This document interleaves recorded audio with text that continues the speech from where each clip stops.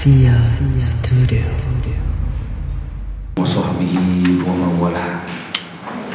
Ibu ayah dirahmati Allah Subhanahu wa taala sekalian. Kita syukur kepada Allah diberikan peluang dan kesempatan untuk kita bertemu pada pagi ini. Mudah-mudahan kita mendapat rahmat serta keampunan daripada Allah Subhanahu wa taala. Muslimin dan muslimat, ibu yang dirahmati Allah sekalian, kita sambung kembali bacaan ringkasan Sirah Nurul Yaqin, dan masih lagi dalam perbahasan berkaitan dengan Isra dan Mi'raj. Pada pertemuan lalu kita dah bincang berkaitan dengan Mi'raj, iaitu Nabi dibawa naik ke alam yang tinggi, dan kalau tak salah saya kita dah naik sampai langit yang kelima. Pasalnya lah, kalau tak salah hari ni langit yang keenam. Langit lima. Langit lima. Langit kelima dekat lima sebut Cerita sini langit kelima. Langit kelima dah. Hari ni kita sambung langit keenam. Tak apa, kita ulang balik secara ringkas, kemudian kita sambung. Jadi dalam perbahasan Mi'raj, Nabi diangkat naik ke langit. Setiap lapisan langit Nabi bertemu dengan para anbiya yang terpilih, iaitu langit pertama Nabi Adam, langit kedua Nabi Isa dan Nabi Yahya, langit ketiga Nabi Yusuf, langit keempat Nabi Idris, langit kelima Nabi Harun, langit keenam Nabi Musa, langit ketujuh Nabi Ibrahim alaihimussalatu wassalam. Kemudian kita dah sebut apa isyarat yang Allah nak bagi kepada Rasulullah apabila dipertemukan dengan Nabi-Nabi tadi.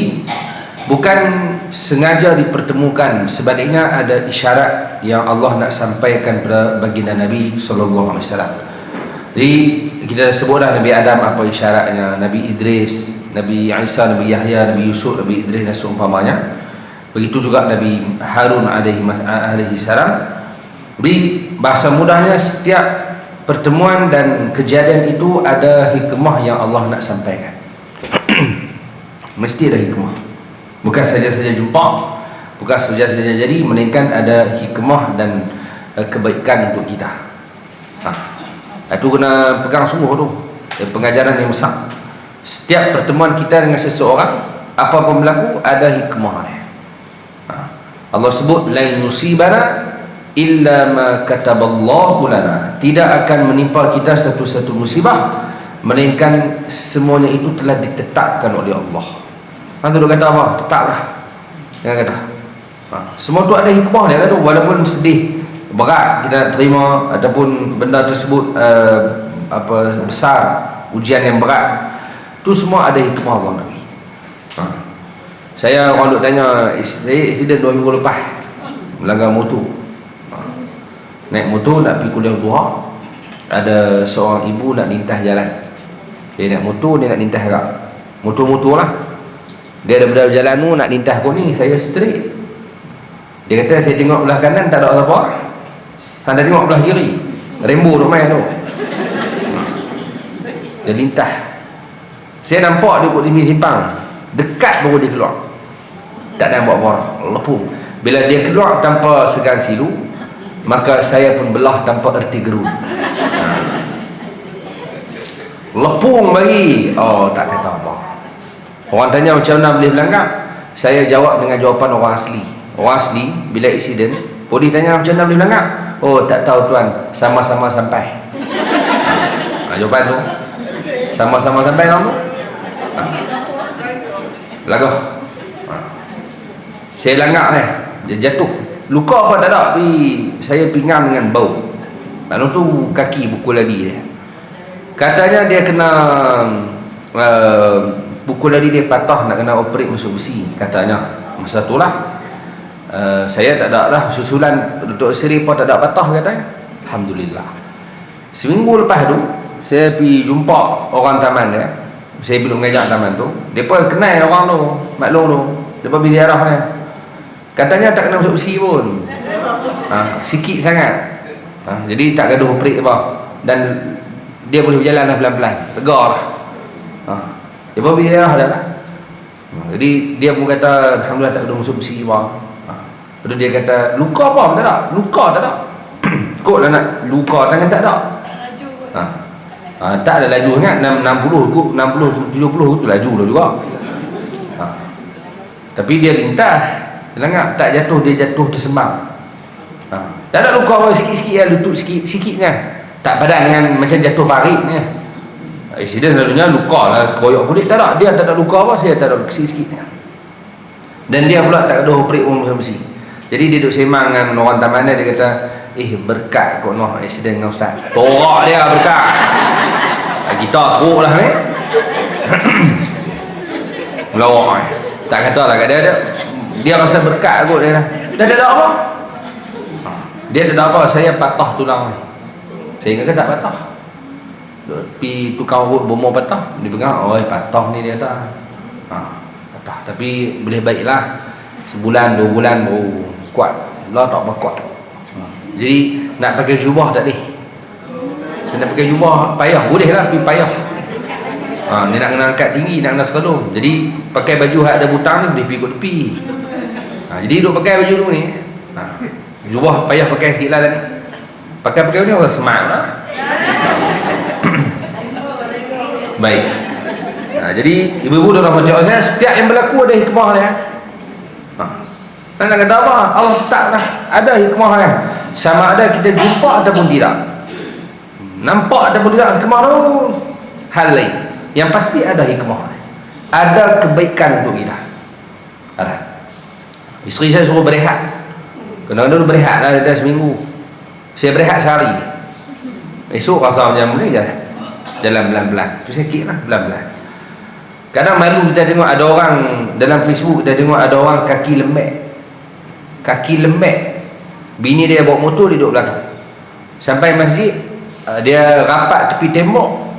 Laki tu kan lompat naik tembok tu. Dia tak boleh bawa motor kaki lembek. Bini dia bawa, dia duduk belakang. Nak angkat tak larat, dia akan lompat naik atas tembok. Tepi tembok surau lah. Tembok tu rendah lagi. Dia naik turun. Sekali dia naik motor, dia naik balik. Bini dia tak ada angkat. Senang lah, banyak aja. Ada yang kaki tak ada, masuk masjid berguling. Guling masuk soft. Kita tengok video tu. Dia masuk guling. Ada orang kampung saya kena stroke, orang tua. Masa stroke tak boleh jalan lah. Dan dia boleh jalan dia suruh hantar pergi masjid. Anak dia bawa, jalan pelan-pelan. Dah dia boleh, dia pergi. Jadi saya kata kat isteri saya, kalau orang kaki lembek pun pergi, orang tak ada kaki pun mengesok pergi, orang stroke pun gagah pergi. Aku Rambo cik oi. Kan dia suruh berehat lah. Betul-lah. Dah tak salah ada orang nak berehat, demam. Kita sebut, ni saya sebut peribadi saya lah, orang lain hal-hal masing-masing lah. Ada orang demam sikit tak main lah. Sakit kepala, tak boleh pergi lah. Letih sikit tak boleh lah. Ada orang lah, tu hal dia lah, terpulang dia nak berehat. Ada hak badan dia kena tunai. Masing-masing hal. Cuma kita nak sebut, kita ambil motivasi daripada orang-orang hak teruk dari kita. Kaki lembek pun pergi.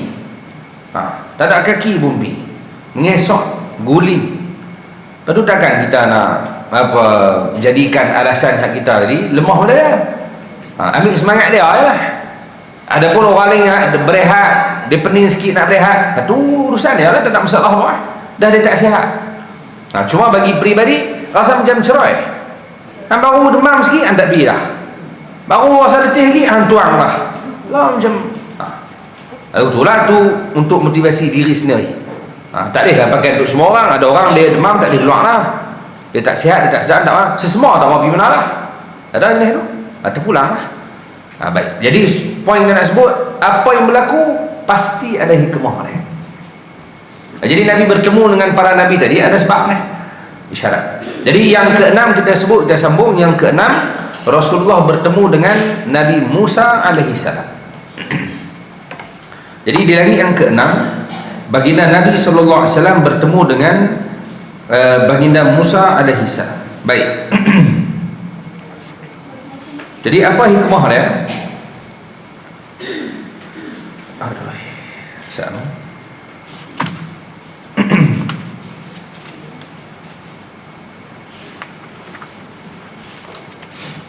Baik. Disebutkan Nabi Musa alaihi salam berada di langit yang ke-6. Baik. Nabi Musa telah berjuang bersusah payah menasihati umatnya agar dapat petunjuk. Tetapi umat dia sakiti Nabi Musa. Tapi Nabi Musa sabar.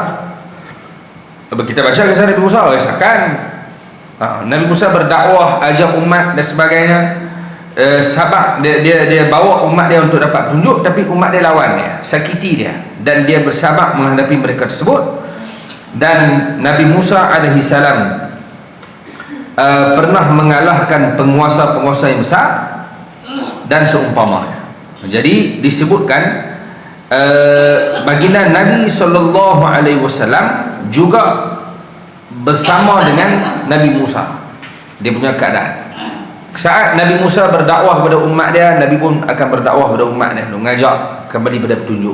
Dalam masa yang sama umat dia akan sakiti dia, ganggu dia, dan Nabi Muhammad sabar dengan gangguan tersebut. Dan Nabi Muhammad SAW berjaya menumpaskan musuh-musuh utama, Abu Jahal, Abu Lahab, semua tumpah. Sebagaimana Nabi Musa berjaya tumpahkan Fir'aun, menumpahkan musuh-musuh yang lain, Rasulullah pun berjaya menang, berjaya menewaskan musuh-musuh utama oleh. Adalah persamaan. Baik. Cara ringkaslah yang pun lebih kurang. Dan Nabi Musa duduk di Mesir, keluar daripada Mesir.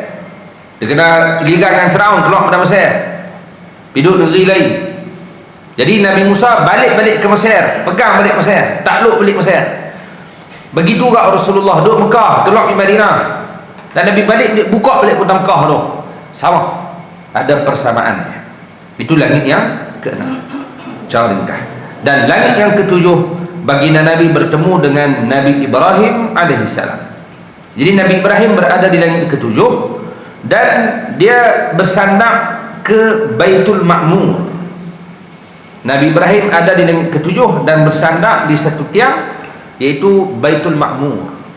Baitul Ma'mur adalah tempat yang tepat dengan Ka'bah Al-Musharrafah. Kalau di bawah ada Ka'bah Al-Musharrafah, berbetulan dengan Ka'bah di langit yang ke-7 ada namanya Baitul Ma'mur, tempat malaikat tawaf. Baik. Dan disebutkan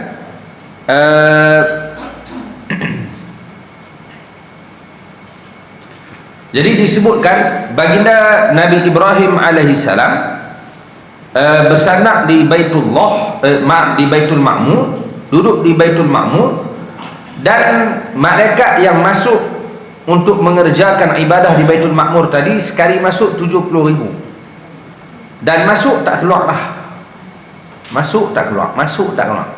Jumlah malaikat yang diciptakan Allah tak tahu banyak mana, terlalu banyak. Ini kuasanya Allah Azza wa Jalla.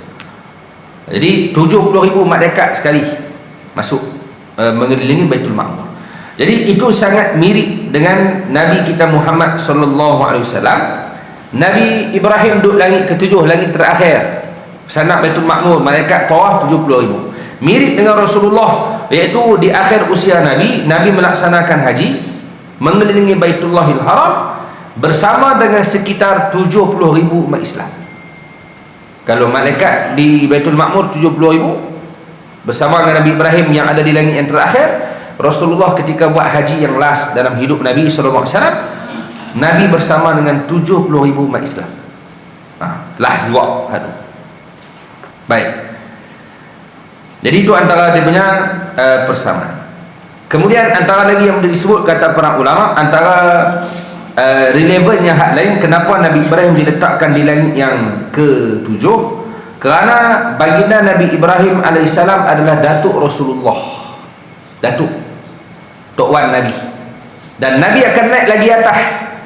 Waktu tu Jibril tak ada teman dah, sudah pasti akan ada perasaan yang gemetar. Manusia biasa kan, atas nama manusia, Nabi pun manusia, ada perasaan.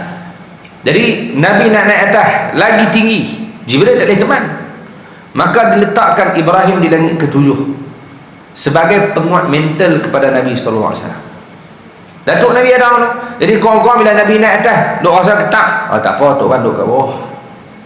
Bahasa ada Tok Wan dekat. Tu kekuatan mental tu. Penting benda tu. Ibu hantar anak ke cucu pergi sekolah.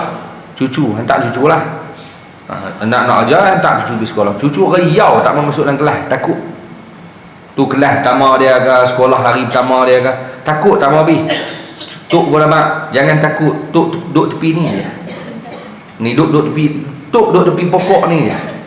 Nampak dah pokok tepi kelas ni? Tok duduk situ. Tok tak balik Tok tunggu habis. Senang saya pula tu. Padahal Tok dia belah kan Tok Wan, bukan roti sambung. Tok Wan dia belah dah, bawa dah. Tok kena roti canai tengah nak duduk orang tu. Tapi dia habaq kat cucu dia, Tok duduk dalam ni. Walaupun tak duduk dalam dengan cucu dia, tapi dia rasa kuat. Ada orang yang dia kasih dia. Berani lah sikit. Ada sokongan moral. Orang main bola, tak ada siapa sokong, tak ada siapa langsung main. Sepak tak kena, down. Sepak tak kena, ligan tak betul, rebah. Jadi mood tak ada, semangat kurang. Tapi kalau semua kekasih dia main, tak payah banyak bergirlfriend dia main. Mak dia main, isteri dia main, anak dia main, adik-beradik dia main, kawan-kawan dia main, semua main. Sebelum ni tak ada sepak bola, tak kenal. Tapi semua bakat main, bagi sokongan. Rambo, dia dah kaki orang habis. Contohlah, semangat dia lain. Semangat sokongan moral tu lain. Ni apa main? Jadi Rasulullah nak atas lagi, Allah letak Nabi Ibrahim AS langit ke-7 supaya bagi kekuatan moral pada Nabi, bagi semangat, kekuatan pada baginda Nabi sallallahu alaihi wasallam, supaya Nabi tahu ada datuk dia di bawah. Tak apa, Tuan dah bawah dekat. Adalah kekuatan. Dan Nabi Ibrahim AS sangat mirip dengan Rasulullah. Wajah Nabi sangat mirip dengan Nabi Ibrahim. Datuk Nabi. Baik. Itu 7 lapis langit yang Nabi bertemu dengan para Nabi. Kemudian yang boleh kita sebut secara tambahan, ibu-ibu sekalian, di setiap lapisan langit tadi Rasulullah juga melihat, bukan takat ada Nabi, tapi Rasulullah melihat di setiap lapisan langit tadi ada malaikat yang beribadah dengan cara yang berbeza. Bermula pada langit pertama, bila Nabi naik langit pertama, jumpa Nabi Adam. Di samping melihat Nabi Adam, Rasulullah juga melihat malaikat yang ada di langit pertama. Mereka sedang berzikir kepada Allah sejak mereka diciptakan sampai kiamat, tak bawa jalan lagi. Di langit pertama tu penuh dengan malaikat tu zikir. Nabi tengok. Naik langit kedua, Rasulullah melihat malaikat yang ada di langit kedua, mereka sedang rukuk. Daripada awal sampai kiamat, malaikat duk je rukuk tu. Ibadat malaikat hak buat di langit kedua hanya rukuk semata-mata. Duk dulu. Jangan kena lenguh ke tak? Kalau hang lenguh, kita orang ni malaikat duk rokok tu lah sampai kiamat. Nabi tengok, dahsyat.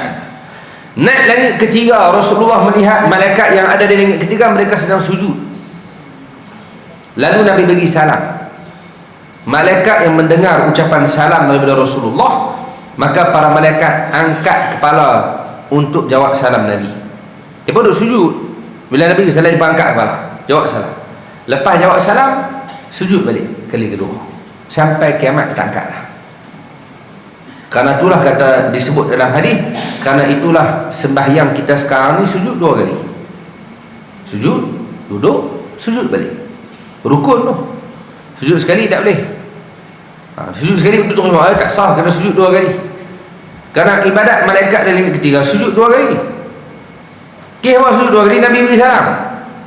Dia angkat pada dia sujud balik. Sampai kiamat macam tu, maka kita pun sujud 2 kali. Sunnah malaikat dari langit ketiga. Langit keempat, Rasulullah melihat para malaikat yang ada duk tasyahud, duk bertasyahud kepada Allah. Langit kelima, malaikat yang ada duk bertasbih.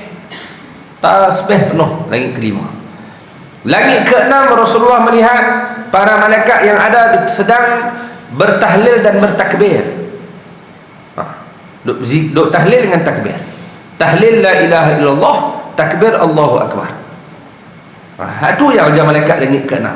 Manakala langit yang ketujuh, Rasulullah melihat malaikat yang ada, mereka hanya mengucapkan salam kepada Allah Azza wa Jalla. Jadi bila Nabi tengok langit pertama macam ni, langit kedua macam ni, langit ketiga macam ni, jadi setiap lapisan langit tadi berbeza, lalu terbit dalam hati Nabi teringin. Allah teringinnya tengok, teringin nak rokok, teringin nak sujud, teringin nak tasyahud, teringin nak berzikir. Semua hak malaikat buat tu Nabi teringin. Dan kita dah sebut dah, kedudukan Nabi kita Muhammad SAW sangat mulia. Allah sebut dalam Quran, wala sawfa yu'tika rabbuka fatarda, kami akan berikan kepada kamu wahai Muhammad sampai hang puas hati dah redha. Hang apa hang teringin bah, kami akan beri. Bila Nabi teringin nak rokok, nak sujud, nak tasyahud, nak takbir tahlil, malam tu Allah bagi semayang. Tu yang nampak semayang. Jadi solat yang kita dirikan sekarang ni adalah keinginan Nabi. Nabi teringin. Nabi teringin nak rokok, Nabi teringin nak sujud. Oh, syoknya tengok ibadat ni, rokok, yang ni sujud, yang ni tasyahud, yang ni tasbih. Syoknya Nabi teringin. Pasal Nabi teringin, Allah bagi semayang. Jadi solat yang kita dirikan sekarang ni adalah keinginan Nabi sallallahu alaihi wasallam. Nabi yang teringin. Saya sebut bahasa mudahnya, ibu-ibu sekalian, kalau anak kita teringin nak makan jagung rebus, cari tak? Cari. Dia teringin. Anak kita kasih. Teringinlah anak teringin nak apa, popiah basah. Anak tak makan, tuk. Orang tua makanlah popiah tu. Dia balik-balik mak dia kata, pak dia kata, teringinlah makan popiah basah. Anak start itu apa cari? Pasal pak dia teringin, dia akan cuba penuhi segala keinginan yang dia mampu. Bini dia kata, teringinlah nak pakai emas, beli, pada buat habis duit. Dia cubalah beli, tak banyak Nabi haban selepas teringin tu lah. Apatah lagi hak mengidam, teringinlah nak makan durian merah, duk nampak warna kuningnya, sudah. Lepas tu nampak warna dah teringin, beli sirap lah celup. Dia akan buat lagu mana pun jadi keinginan itu dipenuhi. Kerana yang teringin tu orang hak dia kasih. Hang teringin dapat. Dia tak sebut benar, dia kata teringin. Teringinlah nak pergi dalam tu. Sekali orang hak ni dengar, dia akan usaha dapat. Kerana kamu orang yang aku kasih. Jadi kalau anak, menantu, cucu, mak, ayah, kekasih-kekasih kita yang ada keliling kita ni, kita cuba penuhi keinginan mereka. Kenapa kita tidak penuhi keinginan Nabi SAW? Nabi yang teringin semayang tu. Yang hampa tinggal semayang apa? Wahai rakyat Malaysia yang menuntun saya pada malam ni. Wahai rakyat Malaysia yang melihat, kenapa kamu tinggalkan keinginan Nabi? 80% rakyat Malaysia semayang tak cukup 5 waktu. Kenapa? Nabi teringin semayang ni. Kalau anak hang teringin hang pulun, bini hang teringin hang pulun, mak bapak hang teringin pun hang pulun, kenapa kamu tinggalkan keinginan Nabi? Madu nak buat ajar pun buatlah. Nak main futsal ke? Kamu nak naik basikal ke? Nak rabat bukit ke? Tu hobi masing-masing, mampu birang. Ikut suka hang lah. Tapi waktu semayang jangan tinggal. Jaga semayang. Kerana ni keinginan Nabi SAW. Baik. Jadi Nabi melihat setiap lapisan langit malaikat berbeza. Maka Nabi teringin, maka pada malam tersebut Allah hadiahkan kepada Nabi solat 5 waktu sehari semalam. Kita akan bincang lagi lanjut sehari. Baik. Jadi 7 lapis langit selesai. Kemudian Nabi naik pula ke peringkat yang ke-8. Ke-8 kata ulama namanya Sidratul Muntaha. Nabi naik kepada Sidratul Muntaha. Baik. Jadi Sidratul Muntaha, sidrah. Kenapa disebut sidrah? Kerana kawasan tersebut macam daun bidara. Sidrah ni buah bidara. Sidrah. Muntaha penamat. Muntaha ni penghujung. Kerana itu batas penghujung bagi para malaikat naik. Dekat tu dia lebih jauh. Dekat tu lah Muntaha penamat. Jadi sampai situ Jibril AS tak diikut dah Nabi kita Muhammad SAW. Sidratul Muntaha dekat tu. Nak naik yang ke-9 Jibril tak boleh ikut. Jibril kata naik seorang. Nabi tanya, adakah kekasih nak tinggalkan kekasih? Kita main pada Mekah, pergi Palestin sekali semua. Takkan tahun ni nak tinggal? Dah tak, bukan nak tinggal. Kalau aku gagah naik, aku terbakar. Jibril kata, kalau aku gagah naik, aku terbakar. Aku tak boleh naik. Suhu kawasan tempat tu tak sesuai dah dengan aku tak boleh pergi. Dekat ni yang boleh. Muntah, Sidratul Muntah, penamat tahu. Jadi Nabi naik seorang. Bila Nabi naik seorang, Nabi tak ada terbakar apa. Kata ulama, ini dalil Nabi adalah makhluk yang paling kuat. Jibril pun tak lepas naik, Nabi naik. Badan Nabi, ketahanan Nabi macam mana? Oh, luar biasa. Dah sudut bayang lah tu lah, naik langit dah mau pening dah. Macam mana boleh naik tu, oksigen lah apalah. Hei, Nabi naik pergi ke atas, Jibril pun tak boleh naik, Nabi boleh naik. Maksudnya kekuatan jasad Nabi luar biasa. Luar biasa. Nabi kuat.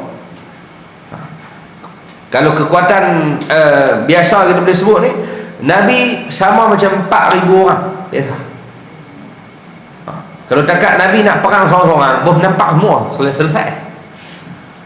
Tapi Nabi rahmat. Walaupun Nabi kuat macam tu, kuat, kekuatan Nabi luar biasa, Nabi tak pernah balas dendam ke orang. Nabi kuat tu. Ada Abu Jahal mengajar kan? Tak ada. Biar tu main cekek, orang main buh najis, orang main maki. Nabi tak buat apa. Tengok Nabi. Kita pada lepas sikit ni, adalah kuat sikit, kuat lebih sikit pada orang. Tengok rangka besar sikit, adalah tenaga lebih sikit, mula nak tindas orang, nak cekek orang, nak penampak orang, pantau orang hon. Kau tu ni yang ke hijau dari hon belakang, merah lagi.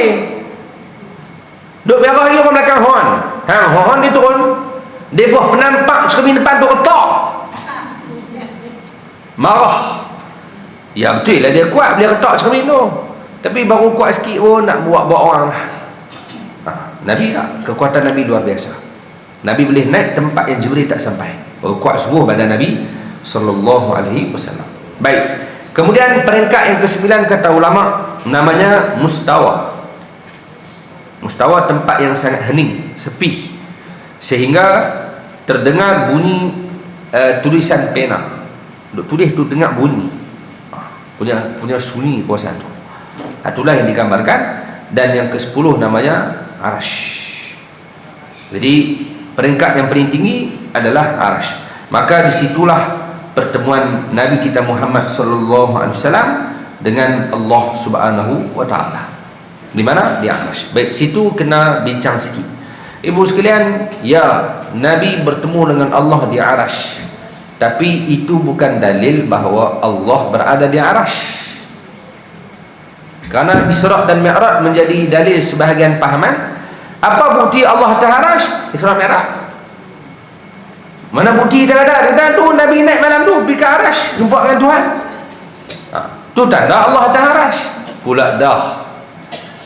Jadi ibu sekalian, yang pertama kena clear, Allah wujud tidak bertempat. Tidak ada tempat. Tempat ni untuk makhluk. Kita depan, belakang, kiri, kanan, atas, bawah, kita. Allah tidak ada tempat. Tempat tu makhluk. Kita lah kena duduk depan. Tak duduk depan, belakang, tak belakang, kiri. Kita berhajat pada tempat. Allah tak berhajat pada tempat. Allah tak sama dengan makhluk. Tu Allah Ta'ala. Mana dalil? Tu Ar-Rahman 'alal 'arsy istawa. Dia tu Allah beristiwa di atas arasy. Ada ulama yang serahkan makna tadi kepada Allah. Ada yang pula cari jalan, kalau nak terjemah kena takwil, kerana takut orang silap faham. Takut orang silap faham dan sebagainya, maka datangkan makna yang layak dengan Allah. Maka ulama datangkan makna, maksud beristiwa atas arasy, Allah menguasai arasy. Menguasai. Layaklah bagi Allah. Maksudnya Allah didatangkan makna yang sesuai dengan Allah Subhanahu wa taala, supaya mengelak orang silap faham. Dan ni orang ramai silap faham, maka kena takwil lah makna tu. Takut silap faham. Jadi Allah tidak bertempat. Dia tu Isra' Mi'raj, Nabi naik langit jumpa Tuhan. Ya, yang ada di langit dan di arasy waktu tu adalah Nabi kita Muhammad SAW. Isra' Mi'raj dalil Nabi yang ada atas arasy waktu tu. Tetapi Allah tidak bertempat. Dia dah lagu mana? Dah kalau Allah tak ada kat arah, nak cakap dengan Nabi pun. Nabi naik ke arah, kalau Allah tak ada atas arah, nak naik buat apa? Awak tak boleh bagi terus mayang tu kat Mekah. Nak pergi Palestin dulu. Lepas tu naik atas langit. Lintas 7-8 lapis langit, 9 lapis sampai ke arasy. Awak tak boleh bagi terus kat Palestin, tak boleh bagi terus kat Mekah. Nak jawab apa dah? Pergi kat hang kalau apa? Allah nak bagi hadiah kat Rasulullah, maka dia jemput Nabi pergi ke Palestin, naik langit. Semua tu Allah jemput. Bukan Nabi yang nak naik, Allah jemput. Ibu sekalian, Agung nak bagi darjah kebesaran kat kita, dia pos guna JNT kan? Dia jemputlah di istana. Nak bagi sesuatu yang besar. Kamu tetamu istimewa. Dia jemput kamu ke satu tempat. Awak tak boleh bagi kapuh ke JNT ke, tinggal depan rumah kan? Dah, hang kena mai. Pasal mudahnya macam tu lah. Jadi Allah jemput Nabi. Apa masalah Kemudian kalau Nabi nak berkata-kata dengan Allah, jadi kalau Allah tak duduk di atas arah tu dah cakap apa? Pula dah. Maksudnya kena duduk dalam tu lah boleh bercakap. Tidak Nabi nak cakap dengan siapa? Ibu sekalian, adakah wajib orang hak kita nak cakap nak duduk bagi kita? Dah. Allah ciptakan makhluk ada otak. Otak cerdik yang Allah bagi kat makhluk tadi ni, dia pun boleh cipta satu alat menghubungkan manusia tanpa perlu ada bagi dah. Ibu-ibu duduk dengan kuliah, tiba-tiba keluar, lepas tu masuk balik. Kawan sebelah tanya lah, pergi mana? Dia dah cakap dengan anak sat di luar. Anak hang hak mana? Nu hak duduk di Tokyo. Contoh. Nu Jepun nu, Tokyo. Awak dia balik main dah kah? Dah dia duduk di Tokyo. Habis tu orang cakap dengan siapa di luar sana? Dengan anak aku. Hak mana? Hak duduk di Jepun tu. Oh dia balik main dah, pergi dah main. Dah dia duduk sana. Betul orang cakap dengan siapa? Cakap dengan anak. Maklum ni pening. Dia duduk ingat sah nak cakap dengan anak kena duduk di luar. Yang duduk di luar apa dia? Kita yang di luar. Anak kita duduk Tokyo. Kita yang keluar cakap dengan dia di luar, masuk balik. Kawan kita yang akan cakap dengan siapa di luar? Kita dah cakap dengan anak. Oh anak duduk di luar lah. Dah anakku duduk di Tokyo. Betul orang cakap dengan siapa? Cakap dengan anak aku. Duduk pening. Maklum ni kena pergi check door sama ada gang dan lock 2 ting. Tak pun ketum 3 paket. Pening batang ruh. Dia duk faham nak cakap dengan anak kena duduk di luar. Lagu tu lah. Lepas tu telefon buat dia tahu lah. Manusia boleh cipta alat telefon. Bukan dekat pegang telefon lah ni. Netang kecil pun kat telinga kan. Kita tengok tak pegang telefon pun. Tapi duk cakap. Ni gila ke apa? Gila yang gila. Dia duk cakap dengan orang tu. Tapi orang tak ada depan dia. Tak ada depan dia boleh cakap. Dah kalau makhluk bercakap dengan makhluk tanpa perlu ada depan dia, takkan Allah pencipta kita nak cakap dengan Nabi Muhammad SAW kena duduk orang tua? Gila. Clear. Tak semestinya orang yang nak cakap kena duduk orang tua. Duduk orang lain kenapa? Jadi Allah tidak bertempat. Yang ada di arasy adalah Nabi kita Muhammad sallallahu alaihi wasallam. Lepas tu ada hujah yang boleh kita guna. Kalau ada orang kata Allah duduk di atas langit, Allah duduk di arasy, dia duduk guna aja tu. Pening kita. Akidah tu. Allah tidak bertempat. Tu bahagian akidah. Kita tak setuju dengan Wahabi bukan pasal tahlil. Dekat tahlil ikut suka hang nak buat tak apa bukan dia sampai gugur akidah. Nak buat, tak mau buat pulang. Nabi tak tunjuk dan Nabi tak larang. Dan tahlil tu pula adalah ayat-ayat suci Al-Quran, zikir, sebut nama Allah, doa, selawat kat Nabi. Comel tak apa. Maksudnya ada pahala pula kalau baca macam tu. Nabi tak buat, yang Nabi tak buat tahlil, tapi ayat-ayat dalam tahlil tu adalah ayat-ayat yang ada dalam dalil umum. Maksudnya boleh bincang lagi yang tu. Takat tak mau kunut, tak buat. Itu semua Nabi tak buat, tak dia buat. Tiba-tiba kempen, siapa budak-budak mana main-main subuh seorang RM3. Nabi buat pula tu. Dan ni kempen, budak-budak main-main subuh berjemaah, kita bayar seorang RM3. Ada dalil? Tengok. Bid'ah lah tu Nabi tak pernah buat. Tak apa, bid'ah ni baik. Pandai pula ada bid'ah baik, ada bid'ah tak baik. Pening. Jadi kalau dalam bab tu kita nak orang tegak, memberi bigaan, payah tegak bapak ni. Tapi sampai bab Allah duduk atas langit, ni bagian akidah ni. Jangan duduk sebut ikut suka. Allah tidak bertempat. Jadi kalau tak Allah atas langit ni, maksudnya Allah ada tempat. Duduk atas. Siapa yang naik bukit tinggi, dia lagi dekat dengan Tuhan. Duduk tempat tinggi. Kalau nak terbang lagi dekat. Terbang kan dan bukit atas berdawang. Lugu mana? Jadi ibu sekalian, ni bahagian akidah kena perkemah pergi elok. Allah tidak bertempat. Jadi kalau mereka kata Allah atas langit, ni contoh bodoh lah. Langit atas kita, maksudnya Allah atas langit. Langit duduk atas kita, maksudnya Allah atas ada langit. Mereka kata lah, na'udzubillah, bukan kita kata. Mereka duduk guna je Allah atas langit. Langit guna atas, bumi bawah. Kita duduk atas bumi ni, langit atas kita, bumi bawah kita. Baik, ada seekor binatang namanya cicak. Cicak jalan ke mana? Silin. Ni duduk atas silin tu. Dia jalan lugu tu kan jalan lugu ni? Kaki dia duduk lugu tu. Jadi bila cicak duduk atas silin, kalau ada cicak lah, duduk cicak dah lah. Kalau kita dongak kepala, kita nampak cicak. Cicak kena dongak kepala dia nampak kita. Kau mana? Maksudnya cicak bila tengok kita, dia nampak kita duduk atas dia. Dia nampak kita ni duduk atas dia. Kita pula dongak, dia duduk atas kita. Jadi bagi cicak terbalik lah. Langit tu bawah dia, bumi ni atas dia. Kita pula langit atas, bumi bawah. Terbalik. Sebab kita pandang kot tu, dia pandang kot ni. Bagi cicak, langit tu bawah cicak. Bagi kita langit tu atas. Kalau dia guna hujah Allah ada atas langit, langit bawah cicak. Anda kata orang. Dah faham kan? Kalau dia kata Allah atas langit, langit bawah cicak. Bagi cicak, langit tu bawah dia. Guna. Pening. Bawah hantar pening. Sebab tu Allah tidak bertempat. Isra' dan Mi'raj bukan dalil Allah atas arasy. Yang ada atas arasy waktu itu adalah Nabi kita Muhammad sallallahu alaihi wasallam. Baik.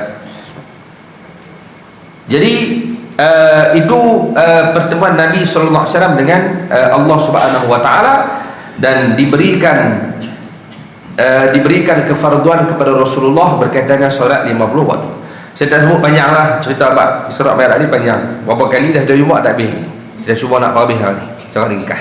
Jadi ibu-ibu dalam macam sekalian, setelah Nabi dapat solat 50 waktu yang diberikan oleh Allah kepada Nabi SAW, 50 waktu asal Allah bagi solat 50 waktu. Nabi tak kata apa sepatah pun. Nabi terima, tak kata apa 50 tu. Turun jumpa dengan Nabi Ibrahim di langit ke-7, juga Nabi Ibrahim tak kata apa. Ingat tak tahu. Turun langit ke-6, Nabi Musa tengok. Nabi Musa tengok dapat apa? Lebih kurang tu lah semayang. Berapa waktu? 50. Oi banyak cik oi. 50. Umat hang tak harap buat, pergi minta kurang. Minta sikit kurang. Banyak tu. Dan Rasulullah menerima cadangan tu, Nabi naik balik. Minta kurang. Dapatlah 45, korang 5 diskaun. Turun jumpa Nabi Ibrahim, kot Nabi Ibrahim tanya, turun awak naik pula tadi ni, turun pula sebab apa? Tak tanya. Tak kata apa. Nabi Musa tanya pula, berapa? Dapat korang berapa? Dah tinggal 45. Oi 45 banyak tu, naik pula. Kita dah dengar tiap-tiap tahun dah Nabi SAW naik turun korang-korang 9 kali. 9 kali naik, sekali naik tolak 5, sekali naik tolak 5, 9 kali naik tolak 45, sampai tinggal 5. Naik turun tinggal 5. Turun jumpa Nabi Musa AS. Nabi Musa tanya, berapa Muhammad? Nabi kata 5. Banyak tu, tak mampu nak minta apa. Tapi Nabi segan, jadilah 5. Baik, tinggal 5 tu. Tu yang tinggal 5. Tu pun ada kutu pelahap mana dah. Dia kata, kalau Nabi nak sedah lagi kan lega. Lega kepala bapak hang lega. Ibu-ibu, kalau tak ada semayang 5 waktu, bagi tahu hidup kita macam mana nak berhubungan dengan Allah. Subuh, zuhur, asar, maghrib, isyak. Kalau tak ada 5 ni, mana waktu yang kita nak berhubung dengan pencipta? Subuh kena bangun, tapi kerja. Sebelum ni ada semayang, bangun semayang dulu. Siap-siap kena semayang. Semayang tu penting-penting. Tak kerja pun kena bangun enggak. Pergi kerja nak kena pergi kerja, tapi tak kena semayang. Maksudnya semayang tu utama. Tapi kalau tak semayang, kalau semayang subuh tak ada, bangun buat apa? Berak kencing mandi tu nak pergi kerja. Subuh tak ada. Zuhur berehat, 1 bagi 2 berehat. Tapi semayang tak ada. Baik nak buat apa time tu? Makan lah. Makan, berehat sat. Asar sekali balik kerja. Tak ada main asar, berehat. Berehat sat. Maghrib makan malam lah. Main tak ada. Isyak tidur. Buat apa? Main 5 sikit berhibur, tidur. Kalau semayang 5 waktu tak ada, hidup kita hanya sekitar tu berak, kencing, berehat, makan, tidur. Berak, kencing, berehat, makan, tu Jadi kalau itu saja dalam hidup kita duk berputar, maka kita dengan lembu 2 kali. Bela tau lah. Lembu pun makan berak lah. Bagus pergi dia berak tu. Lepas tu dia makan lah. Dia tak arak, dia berehat. Lagi dia lena. Hang pun buat hang dengan lembu 2 kali. Kalau tak semayang, beza kita dengan binatang, bukan dekat dengan binatang, dengan orang kafir. Allah Nabi sebut al-farqu bainana wa bainal kafir as-salah. Beza kita dengan orang kafir, beza. Nak tengok beza orang beriman dengan orang bukan orang tak beriman, tak semayang tu Kalau dia semayang, jahat macam mana pun dia beriman. Semayang. Oh, bukan kecil-kecil semayang. Tiba-tiba rakyat Malaysia tak semayang, 80% katanya tak cukup waktu. Semayang ni jadi benda biasa. Bergelak tawa pula lu tak semayang. Oh, zaman lah. Lepas tu kena kita minoriti, kita jadi minoriti orang semayang. Nampak macam ramai semayang, ramai lagi tak semayang. Na'udzubillah. Jadi berbudak rahmati Allah sekalian. Baik, tak apalah. Cuma poin kita nak sebut, kenapa Nabi Musa yang tegur, tidak Nabi Ibrahim? Patutnya Nabi Ibrahim dah tegur dulu. Tak ada, Nabi Musa yang tegur. Nabi Ibrahim tak kata apa. Tak kenapa. Siapa jawab betul lagi, saya buat ronda ni. Pusing tidak. Ibu-ibu, ayah-ayah dirahmati Allah, ulama jawab, sifat baginda Ibrahim AS adalah Khalilullah. Khalil maksudnya kekasih. Rasulullah sifatnya Habibullah. Habib, kekasih. Habib dengan Khalil, Habib lagi tinggi. Sifat kekasih itu lebih tinggi Habib. Batu Nabi dipanggil Habibullah. Nabi Ibrahim pun kasakanlah, tapi Khalilullah. Teman rapat, kekasih hati. Habib ni lagi tinggi tu. Jadi Rasulullah terima 50 tak kata apa. Nabi Ibrahim bila tengok Nabi dapat 50 tak kata apa. Kenapa? Karena sifat mereka kekasih. Seorang kekasih dia tak komplain apa. Dia terima seadanya. Itu sifat kekasih. Kekasih apa pun berlaku tak apa. Itu sifat kekasih, dia terima seadanya. Jadi ibu, ayah dan rahmati Allah sekalian, seorang suami yang kasih kepada isteri dia, ada kekurangan macam mana pun, bini dia. Isteri yang kasih kepada suami dia hitam, dia tukar, tak mahu sebut tu. Suami dia ada kurang macam mana pun, suami dia terima segala kekurangan sebab kekasih. Orang lain dia komplain. Suami kalau pi makan di kedai makan, tiba-tiba masin ke pedas ke, dia komplain, ni wak mesin sangat nak makan tak boleh ni, sebab dia bayar. Tapi kalau bini dia masak, dia nak komplain, dia fikir tahu mana takut perasa. Sebab kekasih dia tu lelah telah ambil. Tu sifat kekasih, dia tak komplain banyak. Lepas tu kita pesan dah kepada ayah-ayah yang duk komplain banyak. Ada kerja komplain ni ada. Hari ni pedas sangat, esok manis pula. Pedas nak mampu ke apa pedas nak ni? Marah. Esok pun bini dia kurang pedas bagi manis. Hang ni orang Kelantan ke? Tanya. Manis pula dah. Esok bagi kurang garam, bagi garam lebih, apa bagi manis, garam pula. Masih pula dah. Dia mesak. Awak ada lori garam terbalik ke sana ni? Marah saja dia. Lala bini usaha nak pedol juga. Korang garam, korang manis, korang semua korang tak rasa apa. Dia makan tak rasa apa. Marah lah, ni awak minta rasa apa ni? Bini ada kesabaran dia. Kalau semua aja duk komplain, yang sampai duk komplain, ni awak tak rasa apa ni? Masak memang tak rasa apa langsung. Kuah tak rasa, yang tu tak rasa. Bini hilang sabar lah. Dia masuk bilik sengak-sengak, dia telefon KKM. Suami saya ada simptom COVID. Hilang deria rasa. 7 hari duk buat Allah. Sebab orang tak rasa kan? Semua benda nak komplain. Tak ada benda boleh komplain yang membina. Tukang komplain tu dia nak didik, macam ni buat macam ni. Tukang komplain. Bukan medan dia kata apa langsung. Tak, ni kerja komplain dia. Sifat kekasih dia tak komplain banyak. Terima Allah. Baru Nabi Ibrahim tak kata apa. Nabi Musa sifatnya kalimullah.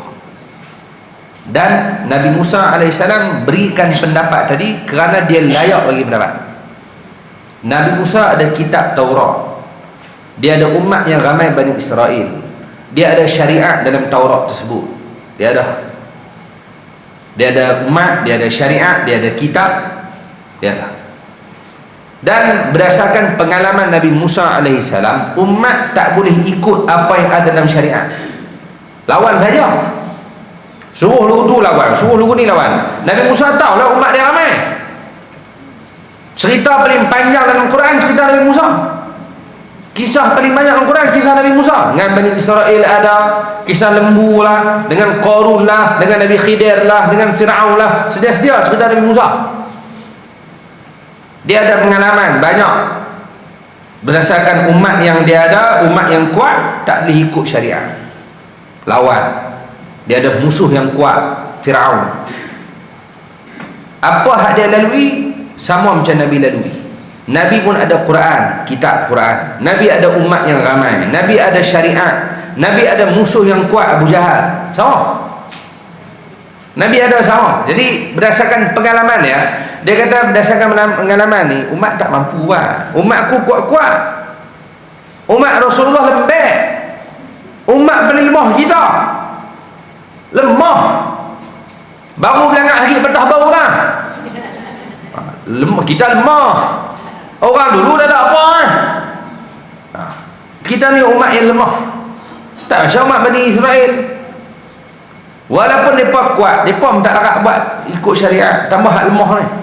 Jadi dia lontarkan pandangan kerana dia layak cakap. Dia ahli dia. Dia ada pengalaman. Dia bagi pendapat berdasarkan pengalaman. Dia layak cakap. Dan Nabi terima pandangan tadi, Nabi naik. Bukan sekali, 9 kali. Kenapa Nabi terima? Sebab dia layak. Ni poin besar kita boleh layak pada ibu-ibu, ayah-ayah dirahmati Allah sekalian. Apabila seseorang ahli yang layak berbicara, maka percakapan dan perkataannya boleh diambil sebagai nasihat. Biar ahli dia bercakap. Orang agama, bab agama, ahli agama cakap. Biar bidang-bidang masing-masing. Medik, kedoktoran, perubatan cakap. Dia bercakap, kalam dia orang percaya. Sebab tu kena tahu kita bidang apa. Agama, bidang agama sekalipun bukan semua bidang tahu. Sah mengaji agama basicnya. Tapi ada yang mendalami fiqh, ada yang mendalami tauhid, ada yang mendalami usul fiqh, ada yang mendalami sekian. Jadi bidang dia, kalau dia tahu dia jawab, tak tahu jangan duk gagah. Bukan bidang kamu. Biar ahli agama, biar ahli agama lah cakap dalam bab agama. Dalam bab perubatan kata. Saya bagi contoh ibu sekalian. Kita sakit perut, kawan kita kata kalau sakit perut, kunyah pucuk jambu batu boleh lah. Kita kata apa? Buat pandai-pandai boleh kerah mampu menanya aku. Buat pandai nak hang sama dengan aku mengaji tak tahu mana bagi betul maki dia. Dah tak percaya cakap dah. Kita pergi jumpa doktor cek perut babi kurang, doktor bagi ubat. Doktor kata kalau nak cara tradisional, doktor kata kunyah lembu batu pucuk dah. Doktor abang, kawan dia abang tu dia tak percaya. Bila doktor dia abang, dia kunyah dengan pokok sekali. Dah doktor cakap, kalau ahli dia cakap percaya terus. Tak apa dah dia cakap betul lah, dia ngaji batu hang pada kita takkan dengar walaupun betul. Biar ahli dia cakap. Orang tua-tua umur panjang, orang pergi temu ramah, apa rahsia boleh umur panjang? Dia cakap apa mau je? Sebab umur dia panjang lah. Umur dia 90 tahun. Kita tanya lah rahsia dia, pengalaman dia ada pengalaman. Dia kata rahsia umur panjang ni, dia abang minum air masak banyak, tidur cukup, makan bagi seimbang. Dia abang, kita akan percaya. Tu kalau dia abang muhum pun kita percaya, sebab dia umur banyak. Dia kata rahsia umur saya panjang ni, saya mengamalkan rekah biji getah sehari 4 biji. Kita rekah 4 biji, kerah hari tu. Dan kalau dia muhum pun kita percaya, sebab dia umurnya. Tun Dr. Mahathir kalau dia abang buat sekian-sekian, semua ikut. Umur dia panjang. Dia tak abang apa dia makan beruka tu ya. Vitamin C tu ada depan nampak atas meja dia minum kat tu. Habis vitamin C orang beli. Dia kata abang apa? Pasal dia pengalaman. Tapi kalau hang tak ada pengalaman apa, tiba-tiba ada doktor. Dia haram tak nikah pun duduk doktor. Hang dengan isteri ni, kepala bapa hang nikah pun nak. Nikah hang ada bini tu. Ada doktor dia kata kalau bini tengah marah, bini tengah duk mengamuk marah, suami ni jangan duk marah, pergi peluk dia. Tenangkan dia. Habaq tu tak nikah ni. Dia tak tahu bini marah pun mana. Kawan ni komen pula, dia kata sangat senang nak peluk, lebih pada kera dia nak angkat. Dia jawab pengalaman dia. Oh, sangat marah-marah tu boleh pergi peluk. Oh, senang je kan. Dia tak nak pengalaman. Sembang berkah boleh. Kalau kamu ahli dia, cakap tak apa. Bukan ahli dengan cakap. Malu kau. Jadi ibu-ibu dirahmati Allah, tengok Isra' Mi'raj banyak pengajarannya. Nabi Musa cakap, Nabi terima. Kenapa? Dia layak, dia ada umat, dia ada syariat, dia ada semua. Betul juga orang tak mampu kan? 9 kali, bukan sekali dua. Maksudnya ahli cakap, percaya. Jadi kita nak kena didik masyarakat kita sekarang. Kalau kamu ahlinya, kamu layak cakap, sila. Kalau bukan ahli, jangan cakap. Dan masalah orang lain, semua bebas bersuara, semua nak cakap. Medik nak cakap bab agama, orang agama nak cakap bab make sign, boleh. Kalau kamu ahli dia, sila. Kalau bukan ahli, jaga, takut rosak. Dia bukan ahli, dia cakap. Dia bukan ahli agama, motivator ya. Dia tak ngaji pun agama. Mana ngaji tahu nak agama? Mana basic kamu ngaji agama tahu nak? Tak mana kamu punya apa pengajian kamu? Mana semua orang kena ada lah CJ dekat awak, tunjuklah tak mana mengaji. Jadi ibu sekalian, dia tak ngaji mana pun, lepas tu motivator. Bila jadi motivator, duk cakap dan sebagainya, tiba-tiba kamu bincang bab hukum hakam yang kamu tak ngaji pun, berat. Takut silap. Kalau ngaji silap. Jadi biar ahlinya bercakap. Ahlinya cakap baru jadi, insya-Allah satu-satu jadi. Kalau bukan ahli cakap, rosak. Orang nak jaga masjid, biar ahli masjid cakap, jaga. Dia duduk di masjid, pergi sembahyang, dia duduk pergi mengaji, dia jaga masjid, jadi ahli dia. Ni lantik ahli masjid AJK bukan orang masjid. Dengar kuliah pun tak pernah pergi, masjid pun jangan-jangan pergi, tapi jadi pengurusi lingkup masjid. Bukan ahli dia. Dia bukan tahu pengurusan macam mana nak buat, nak panggil siapa ustaz mana main, pukul berapa nak kena bola, dia tak tahu apa. Lantik ahli tu baru kena.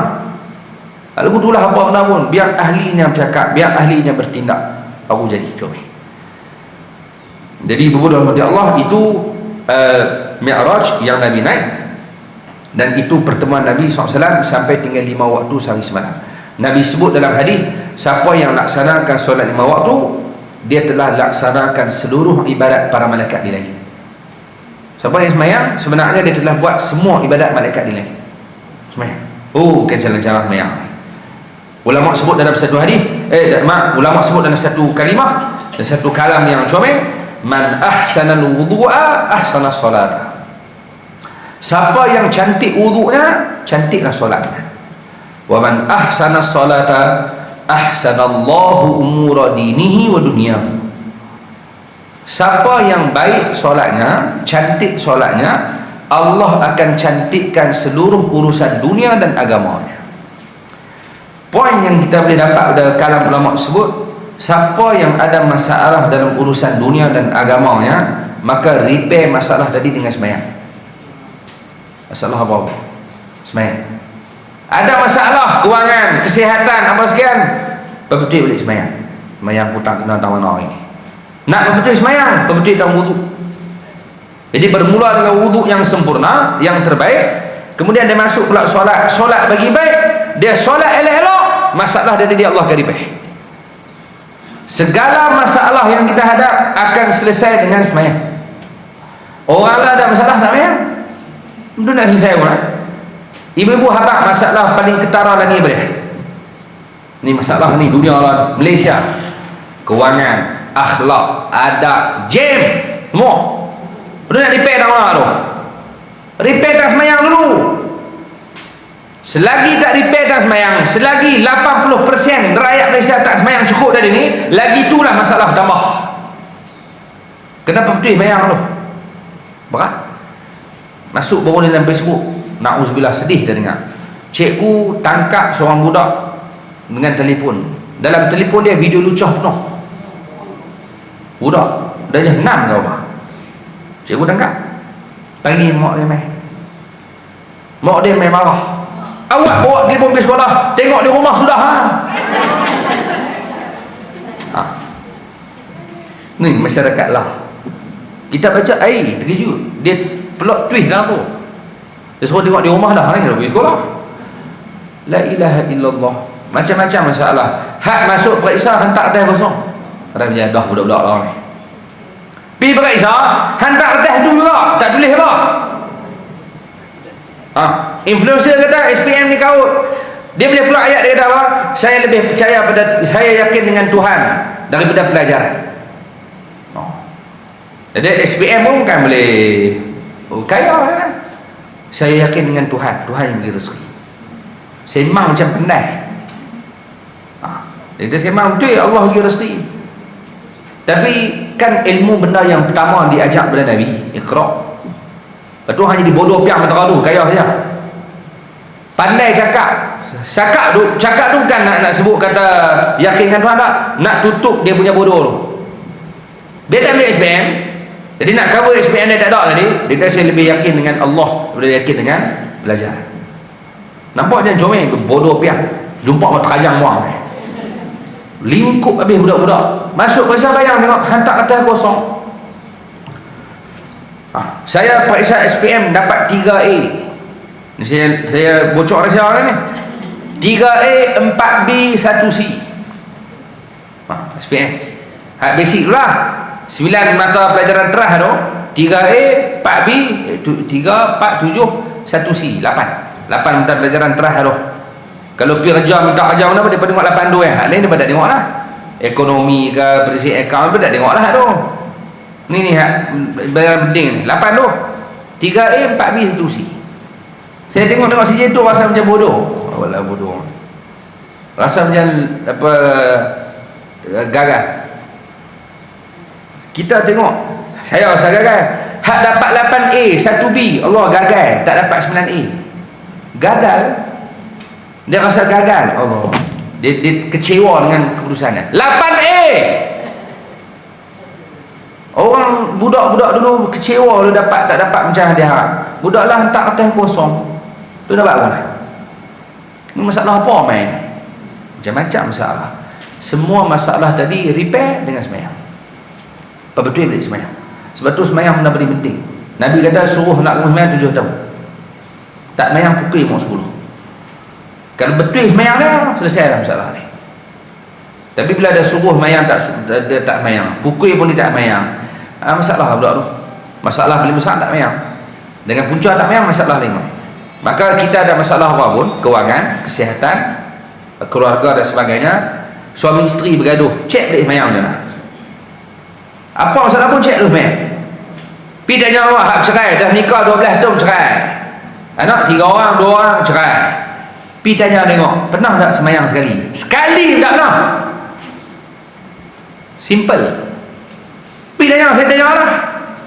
12 tahun nikah, ada anak 2-3 orang. Tanya, saya lah tanya, sepanjang 12 tahun tu, pernah tak dia jadi imam? Suami jadi imam, isteri jadi makmum, pernah tak? Sekali tak pernah selama 12 tahun. Nak kata apa?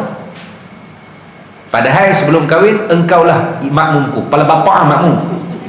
Anda nikah tak jadi imam pun. Sebelum kahwin memang ni makmumku, ini imamku, dah jumpa dah imam, sudikah kau jadi imamku? Semang nampak yang cantik. Lepas nikah tak pernah mayang sekali. Lepas tu nak baik menjadi rumah tangga, goyang-goyang runtuh. Kalau hak duk semayang, suami semayang, isteri semayang, pernah mayang sekali, goyang lagu mana pun tak runtuh. Orang tua-tua dulu kekal betul. Padahal bukan ada apa pun dulu, kekal semayang. Jadi ibu sekalian, poin berbesar kita daripada Isra Mi'raj adalah semayang. Itu kita saja maklum. Jadi Nabi terima solat 5 waktu sehari semalam. Kita berhabis sikit. Wa fi sabihatil lailatul Isra' allamahu Jibrilus salata wa awqatiha. Kalau dalam kitab kita ni muka surat 38 tu, bawah kali itu disebut pada waktu pagi selepas malam Isra', Nabi balik malam tu juga, maka Jibril datang mengajarkan solat dan waktu-waktunya. Jadi sini pun kena ada perbahasan, iaitu Jibril mai bila Nabi balik pada Isra' Mi'raj malam tu juga. Nabi sampai sebelum subuh malam tu juga. Maksudnya Nabi keluar malam tu, balik malam tu juga. Tu yang dia tak percaya. Baik, subuh Nabi terima dah solat 5 waktu sehari semalam. Tapi subuh Jibril tak mai. Tak mai kan? Nak mai apa? Tahu wajib mai, Nabi tak tahu nak mai apa. Subuh tak mai, Nabi tak mulai.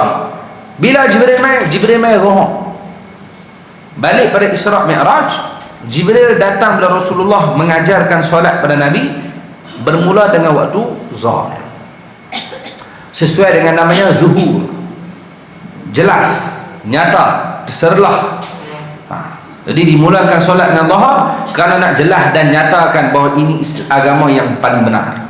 Jadi dimulakan semayang pertama yang dilaksanakan oleh Nabi SAW, diajak oleh Jibril, Zuhur. Jibril mai waktu Zuhur, awal waktu. Awal Zuhur, masa Zuhur, Jibril mai ajak Nabi macam ni cara semayang. Sagi Asar dia mai pula awal waktu. Maghrib dia mai awal, Isyak dia mai awal, subuh esok dia mai awal. Hari pertama semua mai awal waktu. Hari kedua Nabi duk tunggu Jibril mai Zuhur, tak mai. Jibril mai hujung waktu Zuhur. Dekat-dekat Asar pun dia mai. Dia ajak Nabi pula. Asar macam tu juga, dia mai hujung-hujung Asar. Maghrib macam tu, Isyak subuh. Lepas 2 hari, hari pertama mai awal, hari kedua mai hujung, barulah Jibril bagi tahu antara waktu aku mai hari pertama dengan hari kedua, itulah waktu solat. Zuhur antara waktu ni, Asar waktu ni, Maghrib waktu ni. Siapa yang tahu waktu tu? Allah. Inna salata kanat 'alal mu'minina kitaban mawquta. Sesungguhnya solat telah ditetapkan ke atas orang iman mengikut waktu-waktu tertentu.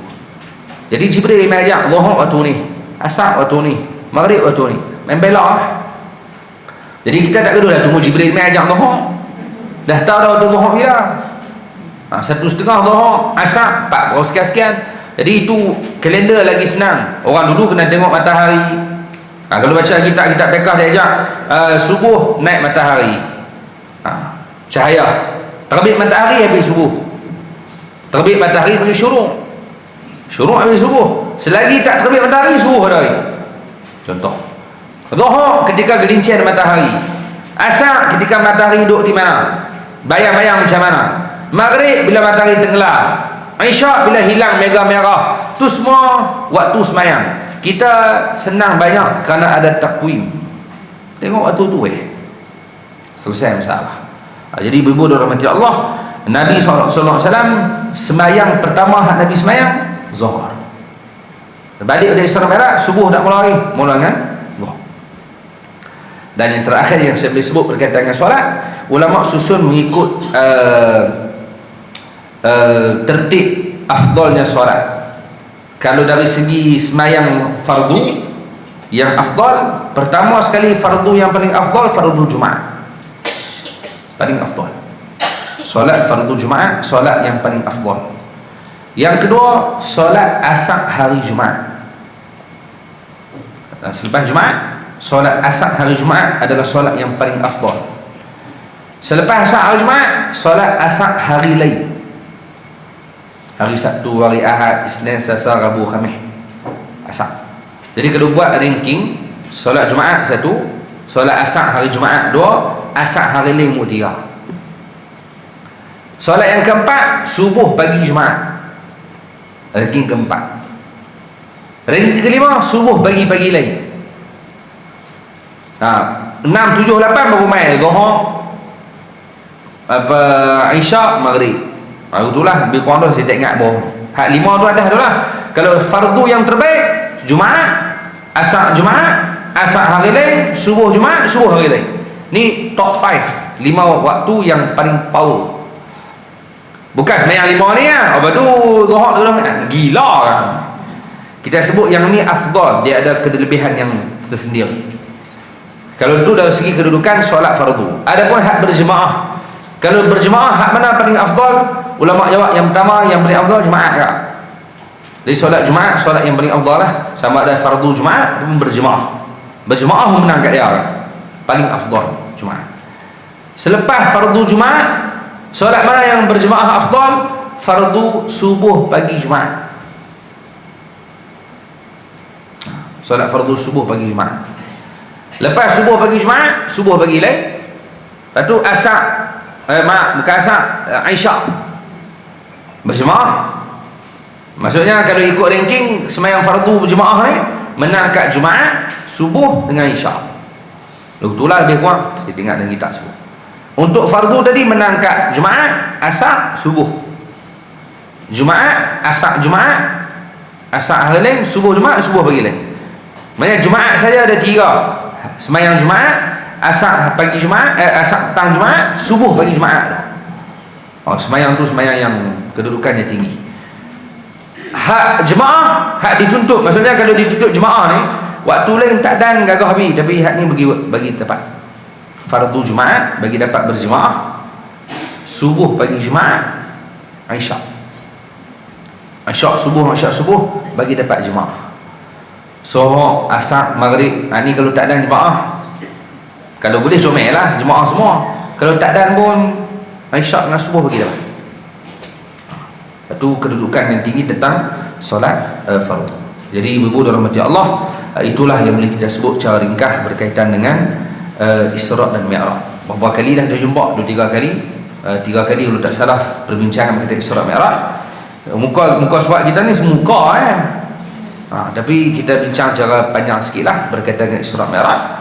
Jadi itulah berlaku, bila Isra' Mi'raj ini berlaku 27 Rejab tahun ke-11 kenabian, umur Nabi 50 tahun. Jadi Nabi mula semayang umur Nabi 50, 5 waktu ni. Sebelum ni semayang lah cara Nabi Ibrahim. Hak semayang fardu 5 waktu ni bermula umur Nabi 50. Cuma janganlah orang keping guna hujah, saya baru 49. Buat main. Tak ada suruh tu. Saya baru 15 tak boleh mayang. Nabi bermayang 50.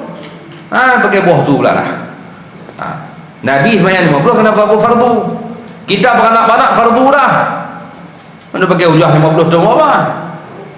Jadi semoga Allah jadikan kita orang yang semayang, anak kita orang-orang yang semayang, cucu kita pun orang-orang semayang, seluruh keturunan, anak, menantu, cucu, zuriat kita adalah orang yang sangat menjaga solat, insya-Allah. Amin ya rabbal alamin.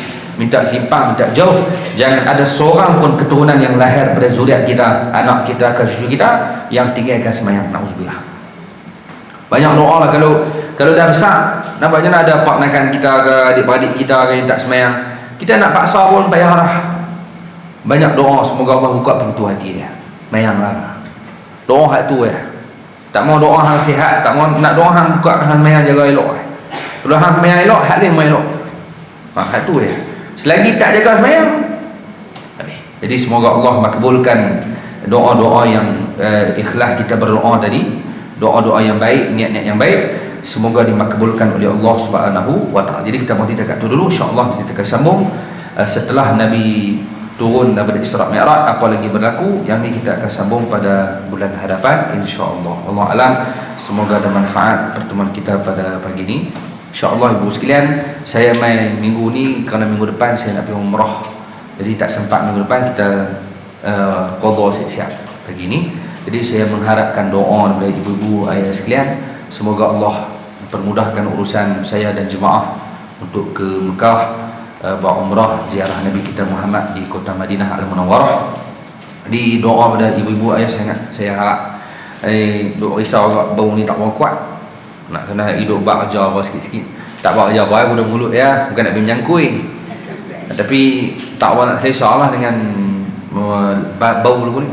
Saya harap doa pada ibu sekalian, insya-Allah dah umur panjang masa lapang, kita jumpa lagi masa akan datang, dan semoga kita pula dijemput untuk bertemu dengan kekasih kita Nabi Muhammad SAW di Madinah, dan semoga kita dijemput dalam masa terdekat untuk menziarahi Baitullahil Haram di Mekah Al-Mukarramah. Aqulu qouli hadza, astaghfirullahal azim li wa lakum. Assalamualaikum warahmatullahi wabarakatuh. A'udzu billahi minasyaitonir rajim. Bismillahirrahmanirrahim. Allahumma ij'al jama'ana hadza jam'an marhuma wa tafarruqana min ba'dihi tafarruqan ma'suma. Rabbana atina fid dunya hasanah wa fil akhirati hasanatan wa qina adzabannar. Wa sallallahu ala sayyidina Muhammadin walhamdulillahi rabbil alamin. Assalamualaikum warahmatullahi wabarakatuh.